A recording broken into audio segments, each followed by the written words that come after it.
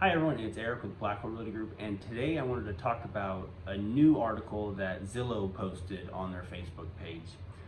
We know a lot of people love using Zillow. It's really easy with the map search where they list a lot of stuff. They list homes for sale, they list homes for sale by owner, pre-foreclosures. There's a lot of information on there, and Zillow is really a data company.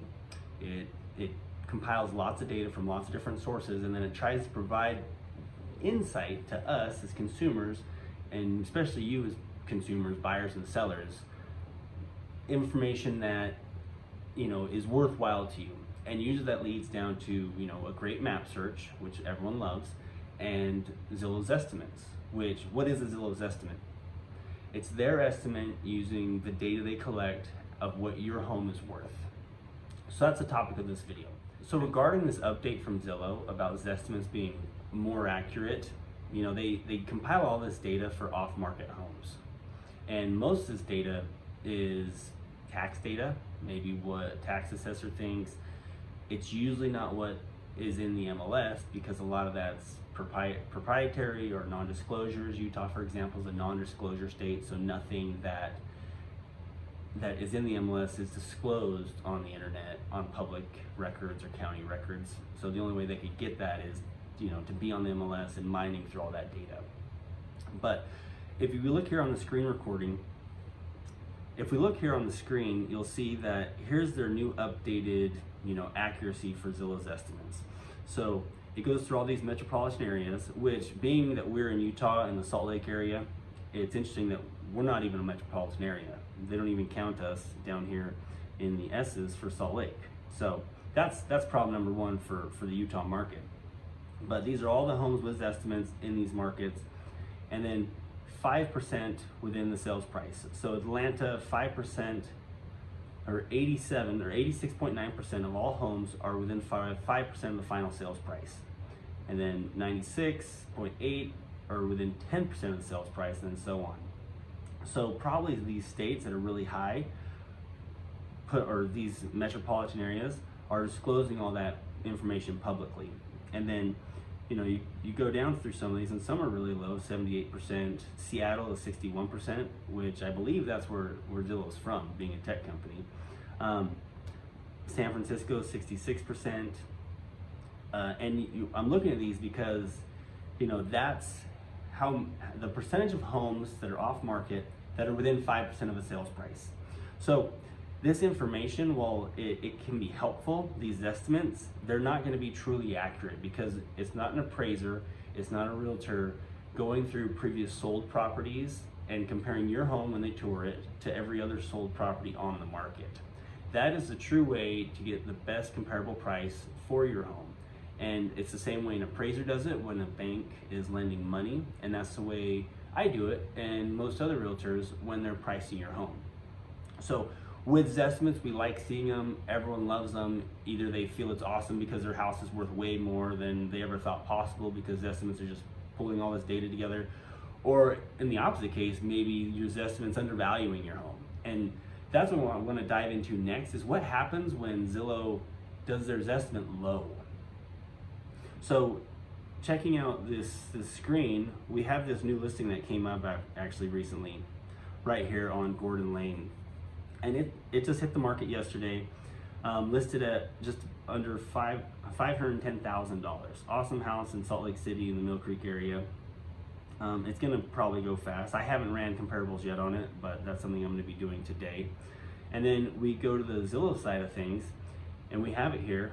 A lot of the same information that they're pulling. So this is an IDX feed from the MLS. So an agent puts the home in the MLS, and then it gets broadcast to every IDX feed out there. So IDX feeds, it's syndicated out, so it's realtor.com, it's Zillow, it's every other real estate website out there, everywhere. So that's where this information is coming from.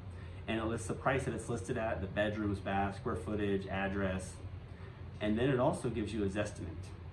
And in this instance, the Zestimate is $20,000 lower than the list price.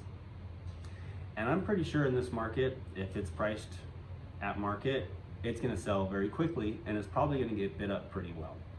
So, but the Zestimate, say a buyer's getting in there and they're like, well, why would I offer 510? The Zestimate shows 490. Is that helpful to the market? Is that helpful to consumers? Is it helpful for like creating or negotiating a purchase or a sale? No, not really. So with that, you got to understand Zestimates, you can take them with a grain of salt. They're good information, but they're not the end all be all. It mostly comes down to, an accurate market analysis ran by a realtor and an appraiser who does the exact same thing, comparing it to recent sales and pricing your home accurately. There's also a really funny story. The old CEO of Zillow, his name's Spencer Raskoff. He, in 2016, sold his home in the Seattle area, I believe it was. Sold his home in Seattle for 40% less than the Zestimate of his home, which was kind of embarrassing because his estimate, all that data he's compiling, listed it, I don't know what the price was, but let's say it was $1 million, 40% less. That would be $400,000 difference. So he would have sold for $600,000 in that instance compared to the Zestimate. So is this data, is their data getting better? That was obviously in 2016. We're 4 to 5 years later. Maybe it is. Maybe more information has become available. Maybe they're moving into more markets. They're getting more access to actual data that they then put into the computer and spit out as estimate. But still, it's not complete information. With the MLS, when you put a home on the MLS, which is a multiple listing service, that's how realtors work together to advertise listings back and forth. They then get broadcast or syndicated out to the IDX feeds, which is Zillow and things like that.